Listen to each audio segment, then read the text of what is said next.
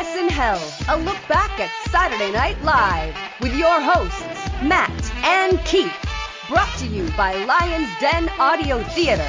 Like and subscribe to Lion's Den Audio Theater for more Lion's Den goodness. And here are your hosts, Keith and Matt. Saturday Night Live, Season 3, Episode 14, starring Jill Clayburgh, originally aired on March 18th, 1978. Welcome to SNL. My name is Keith. With me, as always, my good buddy Matt. Hello, Matt. Hello. How are things tonight, my friend? Pretty good. You know, for the record, Matt and I don't talk much about the show. We hardly talk at all beyond scheduling, eh, Matt? Other than when we're on the air here. Yeah, I mean, we shoot the shit about the media itself, the medium, and various gossip about the performers, which I always enjoy. Swapping interviews and old retro pics of Martin Short or something. Someone asked what other SNL-related podcasts do you listen to? You're nothing, right? You don't listen to anything else. We are the only one. Just listen. Okay, yeah. I listen to a few. I try to avoid anything we haven't covered. Like there's a couple that are going through things, and if we've already done the show, I might give it a listen. I think it's awesome. There's so many out there. A lot of different opinions floating around about different things, and it's remarkable too how other hosts and us are landing on some of the same conclusions despite doing our things in isolation, right? That is pretty interesting. I mean, don't get me wrong. I listen to podcasts every night. I go to bed, I put on a podcast. But other than listening to Live from New York as an audiobook, I've never listened to anything Saturday Night Live related. That Week in SNL is one I listened to their episodes after, like quite a while after we've done ours. So like anything from season 3, I won't listen to right now. Fly on the Wall. That's Dana Carvey and David Spade's podcast. They do a lot of really neat interviews. My favorite so far is the Jim Downey interview. That's kind of tailor-made for your interest areas because it really focuses on this early stage and then a big jump from like when Carvey joins up until when McDonald leaves. So it's like your two hot spots, really. Ooh, that does sound really up my alley. I'll make it a priority because that's really what I'd be looking for. Like I want to hear some historical perspective, maybe some, good stories about the past. If they're just there like promoting new projects and joking about the modern world, I'd be less inclined. Does that make sense? Yeah, very much so, yeah. And to be honest, Carvey, to some extent Spade, but Carvey occasionally just goes off on these joke rants that kind of take me out of the interview a little bit, but it's still well worth listening to. I've read several, while I've not heard it myself yet, I've read several online criticisms of said sidebars. I think the point of it too is still to showcase some of their comedy, and Carvey's impressions are great. It's not like you're listening to a shit impressionist, right? Yeah, really. It's one of the best in the game. Also, Ian talks comedy, really good stuff. He's got a lot of Saturday Night Live folks and writers and such, and a little bit on Night Court as well. And then some other stuff too. He's got interviews with Marilyn. Well, I mean, it's tons of interviews, but the ones that really stood out for me based on what we're doing is there's one with Marilyn Miller and Rosie Schuster together. One I really like. There's one with Neil Levy, and really enjoy that podcast as well. One thing somebody said to us that they really like, especially with you don't get any free passes. It might be Dan and Laraine and Garrett and Jane in a sketch, and you love all four of them, but you're not going to just love the sketch because you love the people that are in it. No, I don't either, but I mean, you really have a impress me fool type thing. Consider the painting before us. Yeah. So with us tonight is nobody. However, Matt and I are going to plow on with just the two of us at this point in time, which is a different thing for us. It's been I don't think we've done this since the Desi Arnaz episode. The show must go on. So what the heck is up with Jill Clayburgh?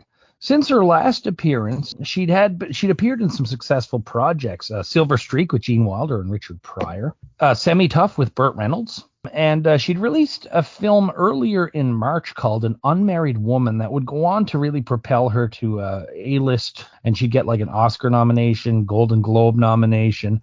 I think she'd also win the award at Cannes for that. So she was a pretty big name for a while there after that role. Things declined a bit later, as it tends to do for a lot of Oscar winners. At this point, she is just at the crest of a white hot streak for herself. I had no idea she was so accomplished. What do kids that are like 15 now know about Holly Hunter? Oh, yeah, I know what you mean. You know what I'm saying? I do. That hit. So our musical. What do I know about Holly Hunter? I don't know. I don't know much about Holly Hunter either than that she was highly acclaimed, and I don't hear her name as much as I used to. So musical guest Eddie Money. We'll talk about Eddie a bit later.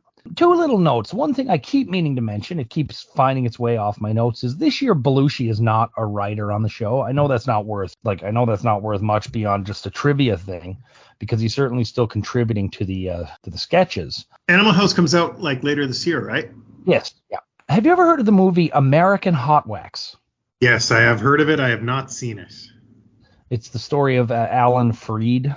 Well, it's a fictitious version of the life of Alan. Well, not even the life, but a period of the career of Alan Freed, the Cleveland disc jockey, credited by most to be the person to invent the term rock and roll. That movie opened on March 17th, 78, the night before this airing. Now, here's what's interesting. Laraine is one of the main characters in the movie, and yet no mention at all on Saturday Night Live. That's pretty slack. Why don't you promote the big hit movie? Maybe they ran commercials that we're not seeing. Maybe. But I find that's a Saturday Night Live thing as we go on. Like, some things do get promoted and some things do not. Maybe it's Lauren's call, right? Of course he's going to promote things he's involved with, but yeah, I don't know what to make of that. Like, why wouldn't you want eyes on the product? Yeah, on one of your people. Like, that's where it always twists with me. Wouldn't it be sort of a joint promotion type thing? Sad. Maybe you and I can watch Hot Wax and talk to the thousands about it this summer. Yeah, for sure. I'm down. Disclaimer, bowling for medicine will not be seen tonight, so we can bring you this special presentation. We now go to the cold open, and we have Garrett dressed as a leprechaun sitting on a mushroom, and he sings Danny Boy, and there's some Irish background singers behind him who are also dressed as leprechauns. There's the typical crawl that comes up, except this one is written by Garrett. He doesn't mind the crawl, but he doesn't like that people are laughing over the words and missing his singing. So he's written his own that takes up space, but it isn't important text. He mentions that they got the leprechaun costume and the mushrooms for 40% off because today is the day after St. Patrick's Day. And he then says he's going to hold the final note of Oh Danny Boy until the word crawl ends. To me, this was both a very beautiful version of a very beautiful song. Thought it was excellent. Ties in really well to it being St. Patrick's Day, but I thought it was a great joke that because it's the day after St. Patrick's Day, they get the stuff for 40% off. Big kudos to the awesome sounding and aptly looking background singers. I love this cold open. Yeah, me too. I really liked it. And yeah, that's pretty funny because, the day after Easter, the day after Valentine's Day, I'm at the Shoppers Drug Mart grabbing up whatever I can. Did Garrett actually write it? I doubt it. Fair enough. Anyway, yeah, I thought it was pretty funny. It was the best one of these I've seen. This is also, incidentally, Garrett's first solo live from New York since the Richard Pryor episode. That's been a while.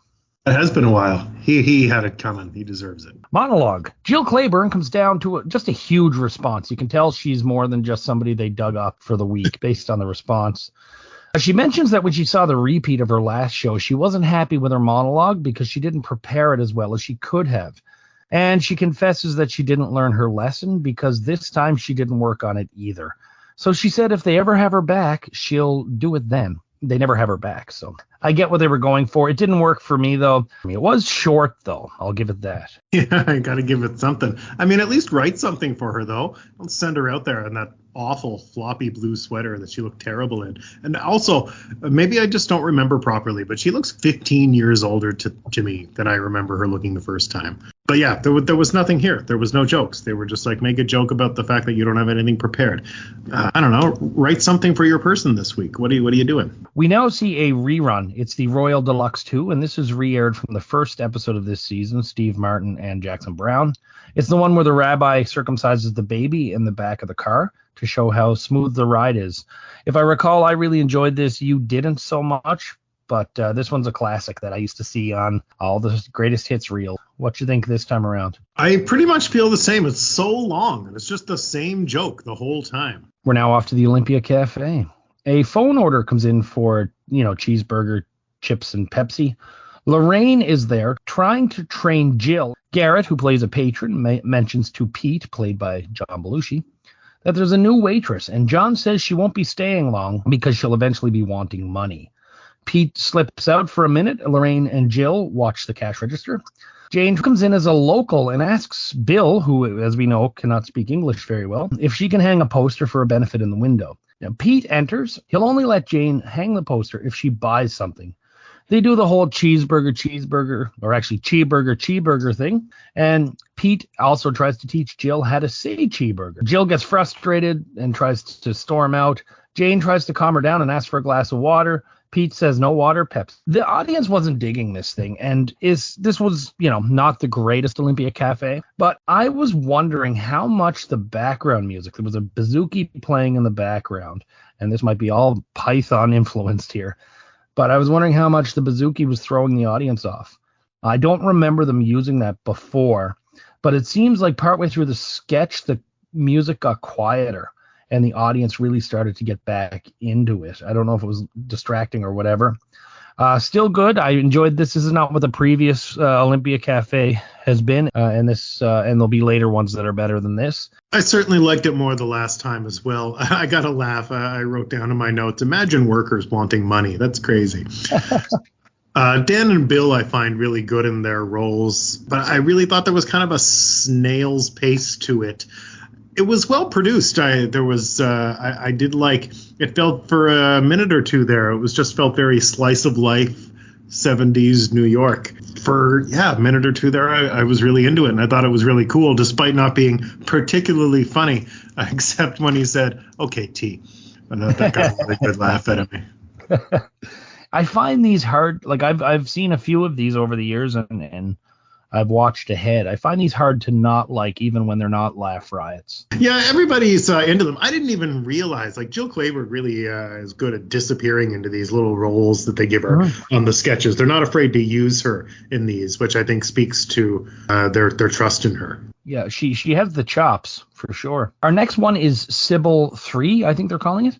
It's a parody of the Sybil movie from '76. It starred Sally Field and Joanne Woodward. I remember Sybil used to be on the A&E afternoon movie block where they'd show the same 8 movies. You knew if you watched A&E in the afternoon on the weekends, you were gonna, eventually you were gonna see Charlie Varick again and Three Fugitives. So the Sybil movie was one that was it was about one of a few that was about split personalities and whatnot. It was probably the biggest one of that time. So this is a parody of that. Jill is a psychologist or psychiatrist. She brings in Jane, Gilda, and Laraine and accuses them of being one person with a split personality. She seems to have come to this conclusion because all 3 women are named Sybil. There used to be 13 more Sybils that came with them who stopped coming, but Jill takes that as a sign of success. Jane and Laraine are annoyed, but Gilda's Sybil is sort of a version of her catatonic Colleen Fernman character. Jane and Laraine reveal that they both received ice water enemas from their abusive mothers. Jill tells the 3 women to go lay on the couch. All 3 try, but Gilda gets knocked off, and that's quite funny. And Jill turns her back and starts talking about herself. Jane and Laraine then decide to sneak out of the appointment. Jill turns around, sees Gilda, and thinks she's cured because there's only one left. And then Jill calls for Deborah to be sent in, and a whole whack of women, including Gilda, who got caught up in the crowd, get pulled in. I thought this was a brilliant idea, kind of a parody of split personality being multiple people. This was a really nice one for the women, and I know that these 3 women like each other and liked working together, so that's always nice. Nice touch at the end with Gilda being caught up in the crowd of Deborahs and coming back in. I had no problems with this and really thought the idea of a silly psychiatrist or psychologist mistaking 3 people with the same name for one person was a great way of taking off Sybil. It was pretty good. I really liked the spin that the shrink is quite mad, actually, compared to the people there. There was kind of a bit to unpack here. They called Gilda Sybil vegged out, which I was like, is she supposed to be playing a mentally handicapped person? I thought that was a little uncomfortable. I mean, she does good physical comedy, but I don't really know what they're going for with her character here. And by our modern standards, it certainly runs quite a fine line. As well, the ladies just shooting the shit about being physically abused by their moms is a bit of like a hey-o. Jill was really nailing her character, in my opinion. I really liked her commitment to Sybil being this composite person, even though they're there. And the whole thing on the couch, when they were all trying to fit on the couch, there was some really good physical comedy in this. The host was great. They definitely were walking a fine line as far as taste, but they didn't fall too far over the other side. Some of them are absolutely ridiculous, even though they didn't plan to be. These psychological movies from the 70s about psychology, now when you rewatch them today under what we've learned since then, how absolutely ridiculous they are. Sybil's one that apparently still holds up well to a degree. If you look at it as parodying the genre more than parodying the condition, I think even by today's standards, it'd fly. However, Gilda's Colleen is definitely one of the more touchier things we keep running across. Yeah, I'd say so. And that's very fair. I don't know the context of the pictures either, but I do know there was like a slight media mania about split personalities and things like that. There was lots of TV movies. There was one of them on every soap opera on the air, I'm sure. Yeah. We now go to bad one-man theater, and I don't know if I've mentioned this before, but all these bad, like the Leonard Pinth Garnell things, they're all written by Tom Schiller. Kudos there. We've liked them up to this point. So again, we have Dan as Leonard Pinth Garnell, and tonight's bad subject is monodrama. So that's basically one-man shows, one-person shows. They were quite big at this time. They mentioned a few in here, but the two that really went for a while and people were really huge on were Hal Holbrook's Mark Twain, An Evening with Mark Twain, and James Whitmore's Give 'Em Hell, Harry. We get to see some bad one-man theater, and it's Tom Schiller as Mark Twain, John Belushi as Harry Truman, Bill Murray as Edgar Allan Poe, Garrett as Paul Robeson, and Jane as Eleanor Roosevelt. They go through one by one, and each starts their sort of monologue until all five are talking. Dan has to quiet them down with a bullhorn. He then introduces the cast, and of course we have Steve Buscemi playing Harry Truman, and our very own Ronnie Bateman as Edgar Allan Poe. And then Dan, of course, drops the playbill for the play in the garbage. To me, this was really, really funny. Each impression was quite good. This is not as good as some other entries of the Bad series have been, but I still enjoyed this. I really like the impressions each person did. Bill did a bit on Weekend Update in one of his first Weekend Updates about the one-man show and such like that. But I enjoyed this, but not top tier bad, but still pretty darn good. I certainly didn't like it as much as you. I did like the impressions, but other than them getting their spots in, so to speak, to do their gimmick, their voice, I really didn't think there was a lot of oomph to it. Though I did really like Dan's delivery, and I especially liked Arlo Guthrie is Hirohito in words and music. I want to see that. Do you like Arlo Guthrie? No, not really. Okay. Nor do I like Hirohito. No, let's get that clear. I didn't even ask. I assumed I shouldn't assume. We now go to the first musical performance of the night. It's Eddie Money. Eddie Money was born in New York but moved to California at a young age, and he kind of came out of the San Francisco music scene. He released his first album, Eddie Money, in 1977. It hit 33 on the Billboard charts. The first performance was Baby Hold On. It's from the Eddie Money album. It hit number 11, released in December 1977. This is a well-known song. Definitely gives energetic and a spirited performance compared to a lot of the stuff we've seen on the show. Now, this totally isn't for me. It's very much in vein with a lot of the stuff we haven't really enjoyed too much, but there was something different enough about that it felt kind of fresh. Maybe it was just the sheer energy to it, or Money's voice. You know, this is the dad rock that you talk about, but it's got some spunk to it. I definitely put this at middle or upper middle of the pack for the season. You know, maybe this is AM radio, but it's nighttime instead of morning drive, Matt. You know damn well I liked this. You know damn well. Did you? This is practically hard rock after what we've been getting used to on the show. And I mean, the song is fun. Eddie looks like he feels really good tonight. Yeah. He is loose. Eddie is the one who is loose tonight. I appreciate it. It was super upbeat. It was fun. Good energy, and it was different. Eddie Money is not on the algorithm of the white dad rock that we've seen so far, but I totally understand what you mean by saying it's dad rock, but at least it's like divorced cool dad rock. Okay.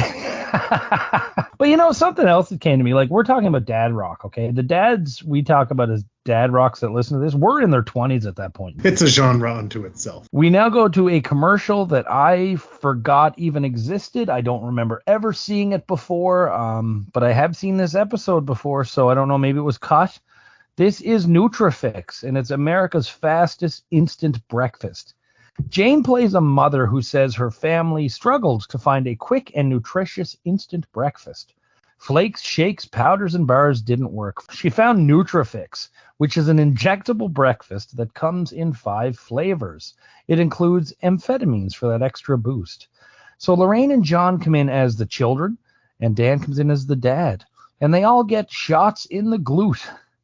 These are very painful shots that they certainly react to with a loud kind of grunty scream. The effects of this breakfast are instant energy because Laraine cartwheels out the door, and Dan says he can now go to work without his car.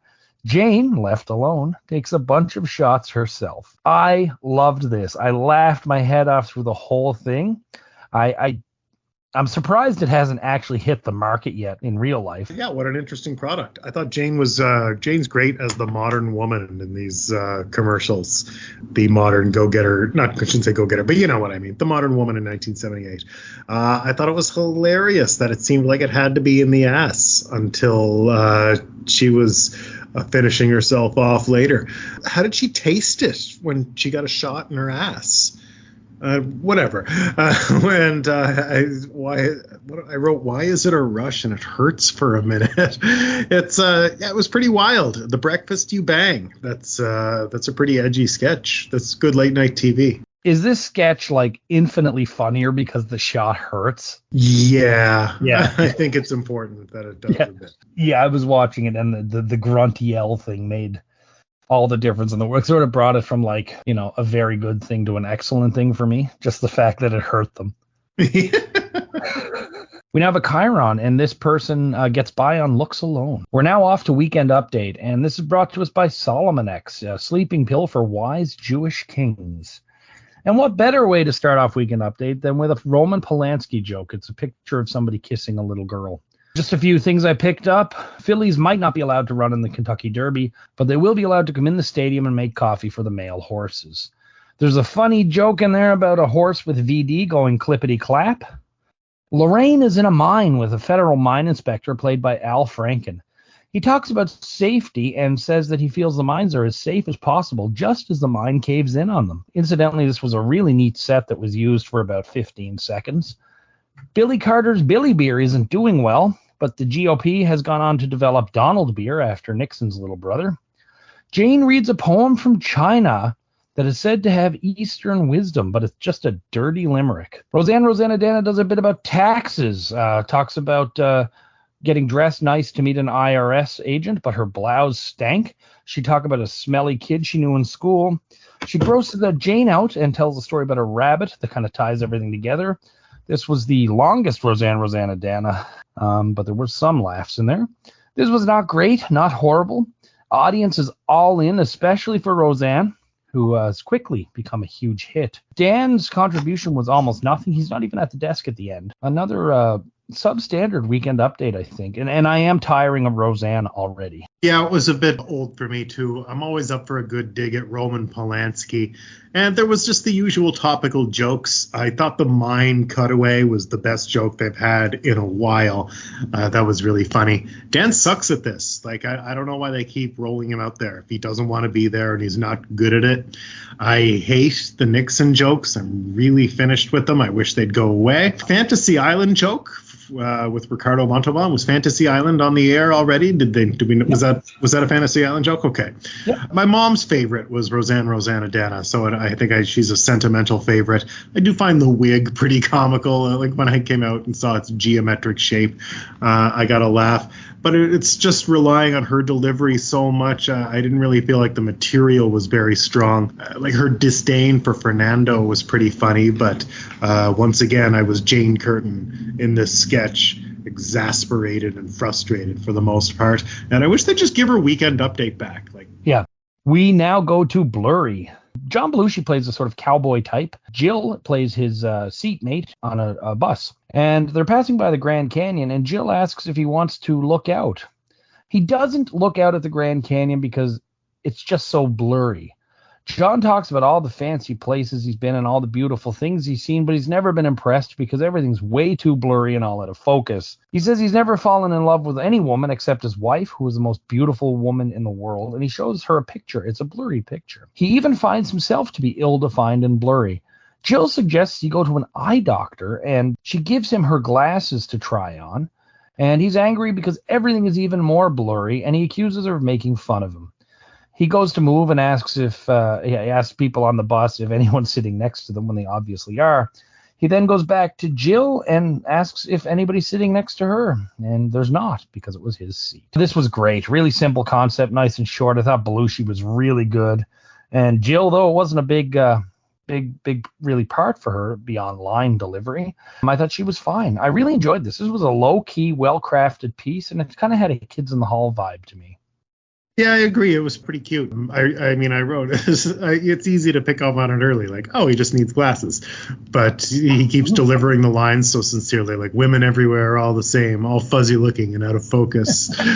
And his expression was so good. And I do feel like there was some wasted potential a little bit, but I liked it. Yeah. Shower Mike 2. This is the second Shower Mike. This was written by Bill Murray, Tom Davis, a couple of others as well. Bill Murray as Richard Herkiman joins his wife Jane in the shower. And, of course, he takes the soap on the rope in the shape of a microphone, and he starts hosting his own talk show. Well, he keeps trying to get her to sing Love Will Keep Us Together. She's too shy. His guest for that day is next-door neighbor Morty, who just stopped by to tell some jokes after his wife had thrown him out. Naturally, Gilda's Jane is very embarrassed. But Morty goes on to tell some bad jokes. Bill then surprises Morty with his wife, Judy, played by Jill Clayburgh. They all get back together in the shower. Everyone sings Love Will Keep Us Together. I enjoyed this. I mean, I don't think I'm big on these shower mic things, but there's a ton of energy in them, and there is something hilariously absurd about them. It's charming, but it's not like ha-ha funny, which I think is where it suffers. It's just the performances are all great. Bill and Gilda and Belushi, they were all great. And Jill really blends in, I find, just throughout this episode with the cast. She's doing a good job. But yeah, it was just like a nice bit of charm. It didn't really have any good jokes other than them, singing in the shower, which was cute unto itself, but it's not going to be our favorite. No. We now have a Chiron. Woman was caught on guard. We now go to the Coneheads on Earth. This is a rare bit where the Coneheads happen later in the show. So Jill starts the sketch in bed where she's talking to somebody in another room. She says she just split with her old man and hadn't done this before, but she fell for whoever this man is because she found him special. The man is revealed to be Beldar Conehead. Beldar is leaving because he doesn't want Primat to discover what he's been up to. We then cut to the Coneheads' house. Primat and Connie are discussing Connie getting ready for a date. Beldar enters, and Primat is annoyed that he came home late for supper. Beldar says he was delayed by a meteorite that fell from the sky. Primat notes that it's the third one that month, and she figures out that Beldar was with a human female. Connie enters, and the conversation stops, and the trio consume mass quantities of beer, insect repellent, and pink fiberglass insulation. Bill shows up as Ronnie and says they're going to go see Close Encounters, and he takes several six-packs. Somebody named Jerry then calls Primat, implying that she's running around on him too. They decide to avoid further interactions with inferior humans. Beldar understands why people would like Primat because she gives good cone. A few laughs here and there. This is definitely the worst Coneheads I've seen. This might be the first one where they're saying Mebs a lot, which is kind of their curse word. Definitely not the quality the other Coneheads have been for me. I agree. I thought it was the worst. It was certainly my least favorite to date. I was surprised that it starts out with Beldar being an adulterer, but he had a good line with, Primat must not discover that a human has administered the sensor rings. I got a kick out of that. Jill is really good again. She's a good actress, that Jill. And Jane's I Hate Housework apron is amazing and was the highlight of the sketch. We now go to Celebrity Crackup, and I think this was originally written for the Chevy Chase episode, because this was the one where Chevy and Bill apparently weren't working well together, or at least that was the name of the sketch. Jane hosts a show where celebrities reveal their deepest secrets. We have Bill as Tony Orlando, John as Robert Blake, Gilda as Claudine Langer, and Garrett as Richard Pryor.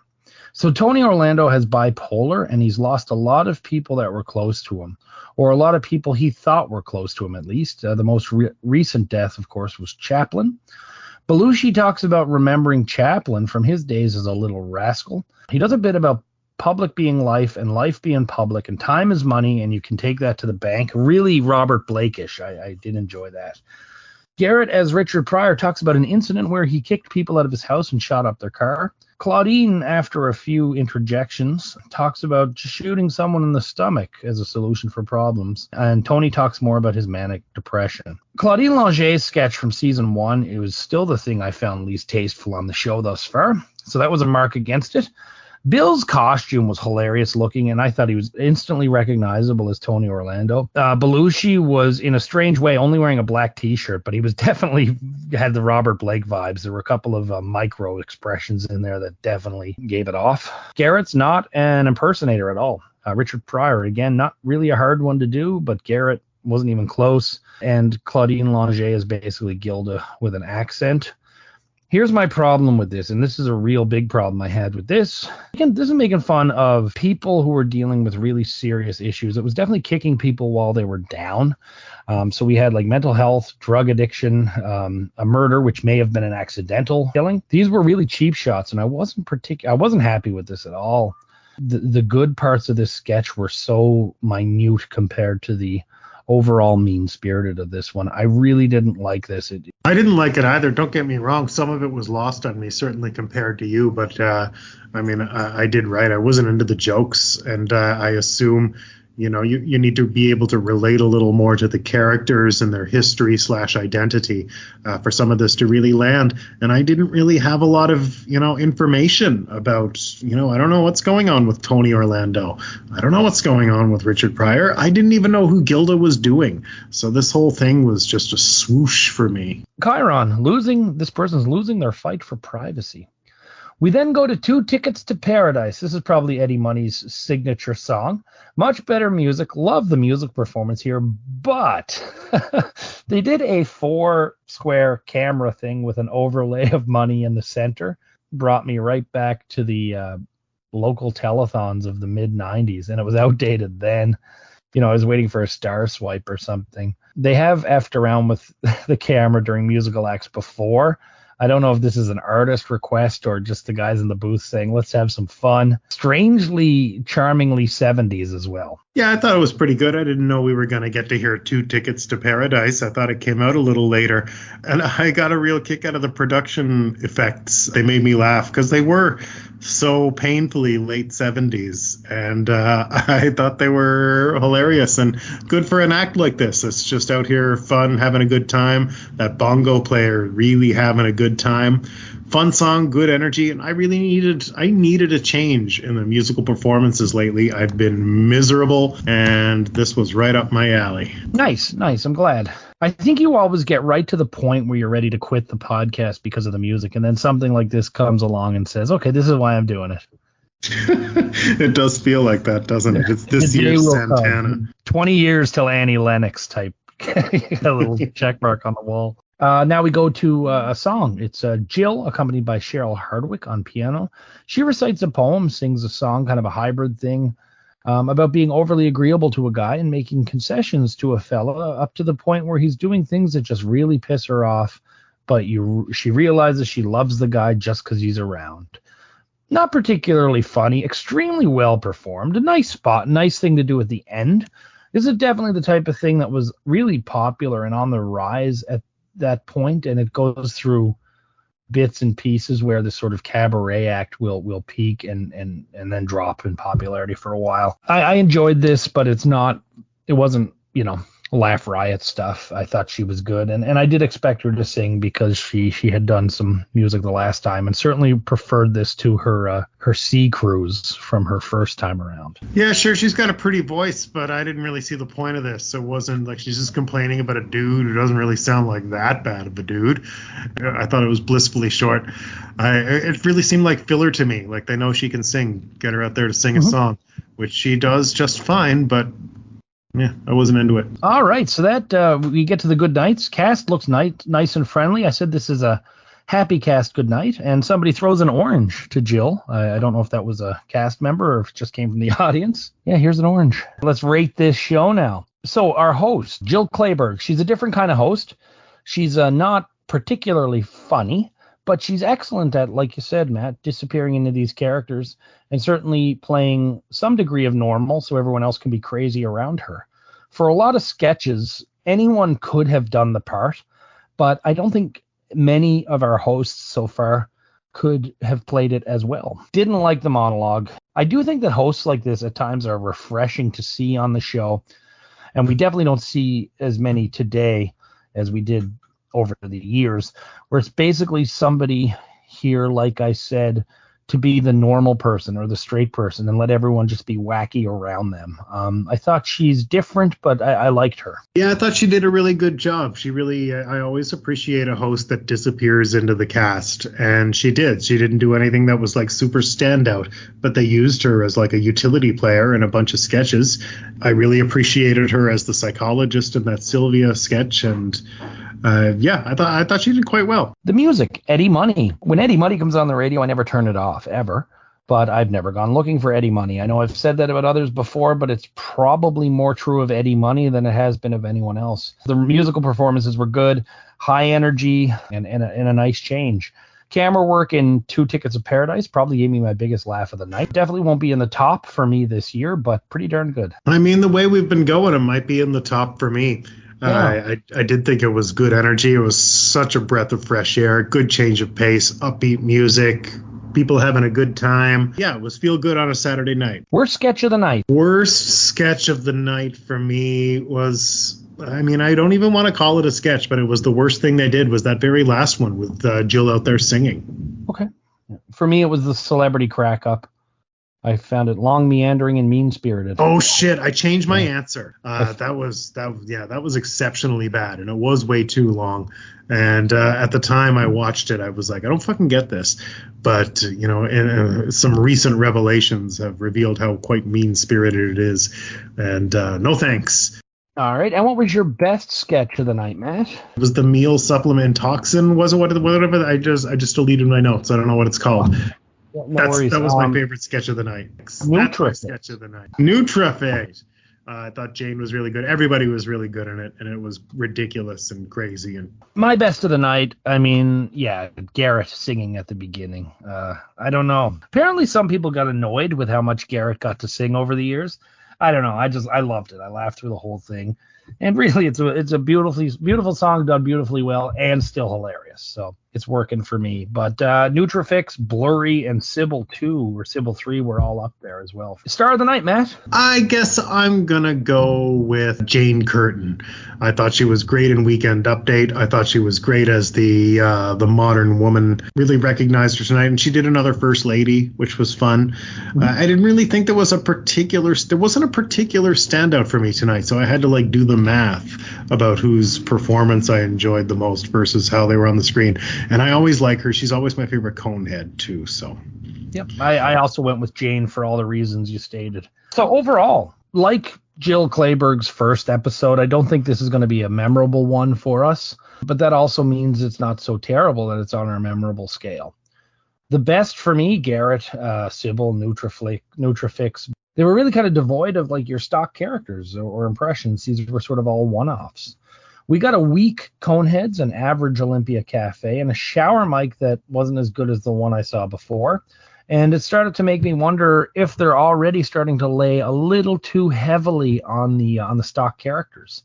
People are getting their quick rush, like their sugar rush from these, recognizing the Roseanne Danas, and giving them a big poppet of recognition. But, after a few seconds, they're thinking, okay, it's time for something new. So it's sort of saying, like, maybe let's slow down on the stock characters and try an episode or two of just these one-offs and see what works. That all being said, this was a good enough episode to keep me well above average. So I wound up giving this one a 7 out of 10. This was certainly an above average episode. I at the baseline, I like the host, I like the music. Those are the two things that change every week, and those are the two things I liked about this.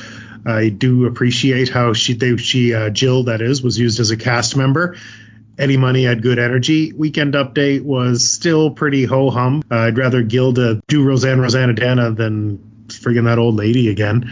And yeah, Jane had a good show. Yeah, whatever. It was an above average show. I gave it a 6 out of 10. Very good. So I can't give you the average yet, but I'm going to throw to our guest third chair who's going to fill in tonight. And let's hear what they have to say about the show right now. It's our voice of Generation Z. Hello, Daniel. How are you? I'm doing well. Thank you, Keith. Now, you were last with us for Miskell Spillman. Yes, I was. Yeah. And you've recovered from that episode? Yes. So you watched this Jill Clayburgh episode with us, and Eddie Money, of course. Just go through some quick things. Overall, what did you think of the episode? Certain stuff like Coneheads are really good, but there's also some bad stuff.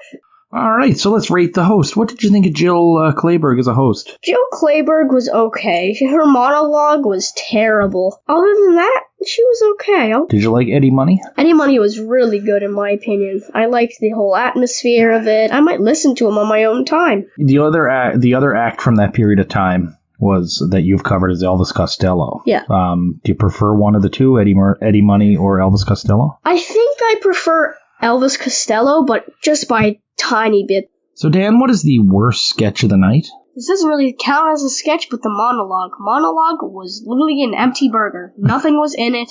Basically just said, yeah, I'll be back next time. Yeah. Bye-bye. Yeah. And no, we count them as really, we say sketch, but it's any comedic piece of the night, and the monologue fell flat for you? Yeah. It certainly did for Matt and I as well. What was the best of the night? Best of the night was probably Coneheads or Weekend Update. Really? Okay, those were two that I didn't like so much. So who was your star of the night? I think my star of the night goes to Aykroyd. Everything he was in was really funny, in my opinion. So overall, Dan, how would you rate this episode out of 10? This episode it had high highs and low lows. I'll give this one a 7 out of 10. 7 out of 10, that's pretty good. So with my 7, Matt's 6, and your 7, it winds up with a 6.7, which is not too bad for us.